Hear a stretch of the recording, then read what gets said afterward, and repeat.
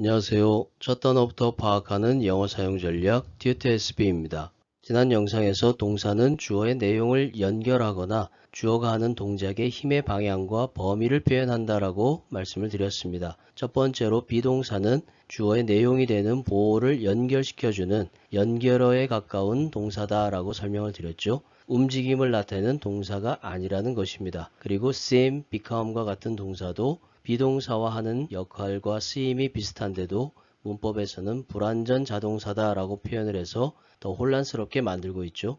그래서 그 부분을 정확하게 이해하고 활용하는 방법에 대해서 설명을 드리도록 하겠습니다. 불완전 동사를 이해하기 위해서는 먼저 완전 자동사와 타동사의 개념을 이해할 필요가 있습니다. I walked 그러면 나는 걸었다 라는 뜻이죠. 주어가 하는 동작이 주어 자신에게서 끝나는 것입니다. 다른 대상이 필요 없다는 얘기죠. I walked with my dog along the river. 그러면 뒷부분에 전치사 플러스 명사로 수식어구들의 추가 설명을 덧붙이면 좀 더 자연스러운 설명이 될 수 있습니다. 그리고 I walked my dog 이런 경우에는 목적어가 와 있는 것이죠. 힘의 방향이 목적어에게 미치는 것입니다. 다시 말해서 내가 강아지를 걷게 만들었다. 그래서 나는 개를 산책시켰다 라고 이해를 해야 되는 것이죠. 이게 완전 타동사의 개념입니다. 반면에 불완전 동사는 뭔가 부족하다라는 의미입니다. He became, 그는 되었다. 무엇이 되었는지에 대한 내용이 필요하다는 얘기죠. My father made me, 나의 아빠는 나를 만들었다. 우리가 피노키오가 아닌 이상 나를 만들었는데 나를 어떤 상태로 만들었는지 그 부분에 추가 설명이 필요하다라는 의미에서 불완전 타동사라고 표현을 하는 것입니다. 그래서 불완전 자동사는 비동사와 마찬가지로 주어의 내용을 설명해주는 보호가 필요한 것입니다. 비동사는 단순하게 연결시켜주는 역할만 하지만 불완전 자동사는 연결하면서 거기에 상태의 변화나 상태의 유지와 같은 약간의 의미가 첨가되는 것이죠. 다시 말해서 움직임을 나타내는 동사가 아니라 상태 동사라는 것입니다. 그리고 불완전 타동사는 타동사가 목적어에게 힘을 가하는데 그 내용적으로 봤을 때 그 목적어만 가지고는 설명이 부족하다는 얘기죠. 그래서 목적어의 상태를 설명해주는 보호를 필요로 한다. 그래서 불완전 타동사다라고 설명을 하는 것입니다. He became a lawyer. 그는 변호사가 되었다. 변호사가 아닌 상태에서 변호사인 상태로 변화되었다라는 의미입니다. That purple shirt becomes you. 그 보라색 셔츠가 당신이 되었다. 그 보라색 셔츠가 당신의 상태로 변화되어졌다라는 의미이죠.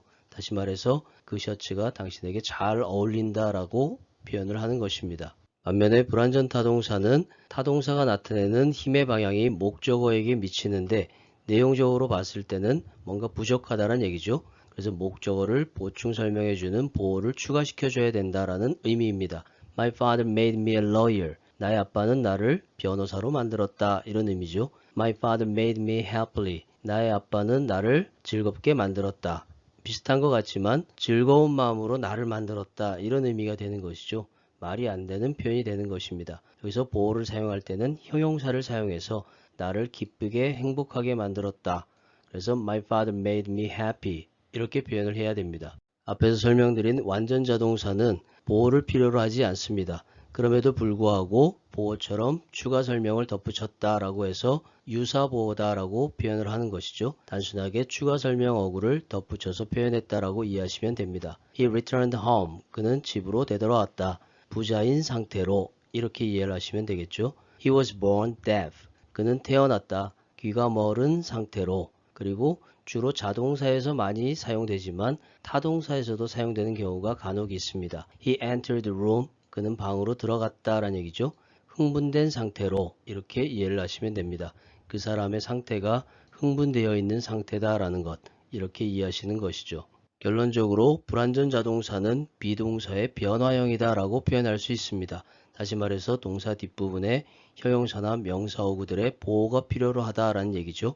의미는 비동사는 단순하게 연결하는 거지만 불완전 자동사인 경우에는 뭐뭐인 것 같다 이렇게 추측의 의미를 나타내거나 뭐뭇이 되다라는 변화 그리고 뭐뭇으로 유지되다 라고 하는 유지 상태 그리고 사람의 5가지 감각을 나타내는 뭐뭐하게 보이다, 뭐뭐하게 들리다 라고 하는 오감 동사 이렇게 해서 기본적으로 불완전 자동사를 이해하시면 됩니다.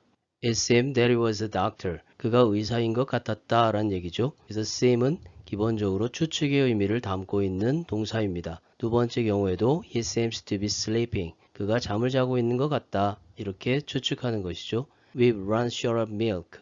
우리는 우유가 다 떨어진 상태로 되었다라는 의미입니다. 우유가 부족한 상태로 되어졌다라는 변화를 나타내는 불완전 자동사가 되는 것이죠. She fell asleep. 그녀는 잠이 들었다라는 의미입니다. I remained quiet about the matter. 나는 그 문제에 대해서 조용한 상태를 유지했다.